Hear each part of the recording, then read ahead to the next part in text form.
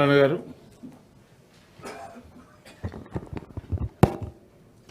ధన్యవాదాలు అధ్యక్ష.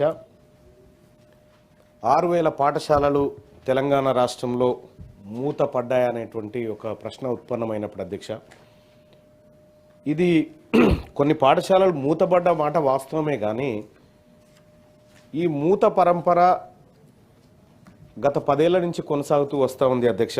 వాటిని తగ్గించడం కోసం రాష్ట్ర ప్రభుత్వం చేస్తున్న ప్రయత్నానికి రాష్ట్ర ప్రభుత్వానికి ధన్యవాదాలు తెలియజేస్తూనే అధ్యక్ష, ఒక చిన్న విషయం అధ్యక్ష. గతంలో 65% స్కూల్స్కి, అంటే గత 10 ఏళ్ల క్రితం 65% స్కూల్స్కి బిల్డింగ్స్ లేవు, ఇన్ఫ్రాస్ట్రక్చర్ లేదు అధ్యక్ష, వాళ్ళు చెప్తున్నటువంటి వాటికి.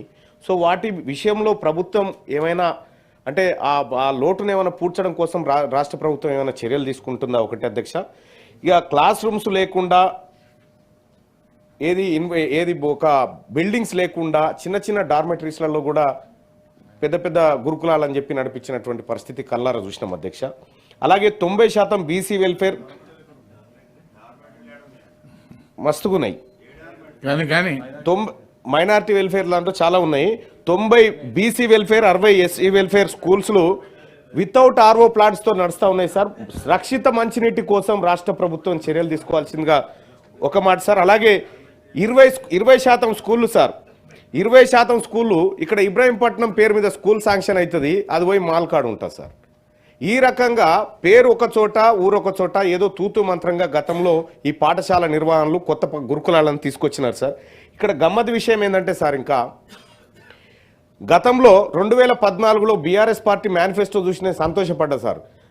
ఏది వృత్తి విద్యా కోర్సులను ప్రోత్సహిస్తాం, ఒక ఏది పాలిటెక్నిక్ కళాశాలలు ఏర్పాటు చేస్తాం నియోజకవర్గానికో జిల్లా కోట అని చెప్పారు సార్. సరే అవి ఎటుపోయినాయో ఏం కథనో మనకు తెలియదు. ఇప్పుడున్నటువంటి పరిస్థితుల్లో అయ్యా BRS party manifesto 2014 page number 12 చూసుకోండి. 2014 BRS party manifesto page number 12 point number 16 చూసుకో అధ్యక్ష. ఇక్కడ గతంలో విద్యా వ్యవస్థను చిన్న భిన్నం చేశారు అధ్యక్ష, దాన్ని ఇప్పుడు గాడిలో పెట్టుకోవాల్సినటువంటి పరిస్థితి ఉంది అధ్యక్ష. ఆ గత హయాంలోనన్నా ఈ హయాంలోనన్నా మూతబడ్డ పాఠశాల విషయంలో నేను ఒక సూచన చేయదలుచుకున్నా అధ్యక్ష తమరి ద్వారా సార్. ఇప్పుడు మన ఒక దాదాపుగా 1913 పాఠశాలలు ఏవో మూత దిశగా ఉన్నాయని చెప్పి మనం అనుకుంటున్నాం సార్. ఈ మూతబడ్డ పాఠశాలలకు ఇన్ఫ్రాస్ట్రక్చర్ ఉంది, గ్రౌండ్ ఉంది, అన్నీ ఉన్నాయి. ఇప్పుడు ప్రభుత్వం ద్వారా అక్కడ నడపలేనప్పుడు మీరు ప్రైవేటు వ్యక్తులను, అక్కడ బీడీ చేసుకున్నటువంటి నిరుద్యోగులను ప్రోత్సహించి ఈ పాఠశాలను రన్ చేసుకోవడానికి వాళ్ళకు అవకాశం కల్పిస్తే తద్వారా వాళ్ళు కొంత ఉపాధి పొందగలుగుతారు, అక్కడ ఒక కొత్త స్కూల్ ఏర్పడగలుగుతుంది. ప్రైవేట్ పరం చేయమని చెప్పట్లేదండి, ప్రైవేట్ పరం చేయమని చెప్పట్లేదు. దాంట్లో మీరు వదిలిపెట్టిపోయినటువంటి రైట్ టు ఎడ్యుకేషన్ ఇంప్లిమెంట్ చేయమని చెప్తా ఉన్నా గవర్నమెంట్కి. దాంట్లో 25% ఎడ్యుకేషన్ పేద పిల్లలకు అందించడం కోసం రైట్ టు ఎడ్యుకేషన్ అక్కడ ఇంప్లిమెంట్ చేస్తే ఇన్ఫ్రాస్ట్రక్చర్ మనం వాడుకున్నట్టు ఉంటుంది. అక్కడ లోకల్గా ఏది కొంతమందికి ఉపాధి దొరికేటువంటి అవకాశం ఉంటుంది, నిరుద్యోగం కూడా కొంత తగ్గించేటువంటి పరిస్థితి గ్రామీణ ప్రాంతాల్లో ఏర్పడుతుంది. కాబట్టి రాష్ట్ర ప్రభుత్వం ఆ దిశగా ఆలోచిస్తే ఖచ్చితంగా మనం గ్రామీణ ప్రాంతంలో ప్రతి ఊర్లో మనం అనుకున్నటువంటి స్కూల్, గతంలో వాళ్ళకు ఏ ఆలోచన లేక మూతబెట్టినటువంటి స్కూల్ ఏవైతే ఉన్నాయో ఇవాళ మనం ఓపెన్ చేసి ప్రతి పేదవాడి ఇంటికి ఎడ్యుకేషన్ తీసుకుపోయేటువంటి అవకాశం దొరుకుతుంది అని తమ ద్వారా తెలియజేస్తున్న అధ్యక్ష.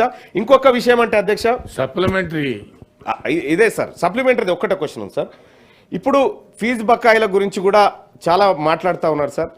నిజంగా ఇబ్బంది జరుగుతూ ఉంది సార్, దాన్ని కూడా దయచేసి పెద్ద మనసుతో ఆ ఫీజు రియంబర్స్మెంట్లు ఏవైతే పెండింగ్లు ఉన్నాయో గతంలో అడగలేకపోయినాం, వాళ్ళు చేయలేకపోయారు, మన ప్రభుత్వం అన్న చేయాలని రిక్వెస్ట్ చేస్తా ఉన్నా అధ్యక్ష. గౌరవ మంత్రి గారు, మన ఊరు